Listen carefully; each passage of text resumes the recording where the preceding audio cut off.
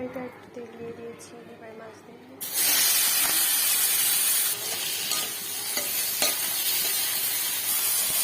ভালো করে ভাজা করে নেব।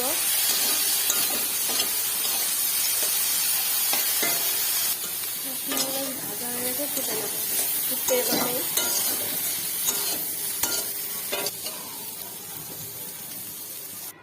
কড়াইতে একটু তেল দিয়ে দেবো। বেশি তেল দিলাম না, যেহেতু সব কিছু ফ্রাই করাই আছে। তেলটা একটু গরম হবে, এর মধ্যে দেব এই যে ড্রাই করে রাখা তেজপাতা আর শুকনো লঙ্কা। তেলটা একটু গরম হতে দেবো। এর মধ্যে দিয়ে দিয়েছি জিরেও দিয়ে দিয়েছি, পেঁয়াজ রসুন বাটা।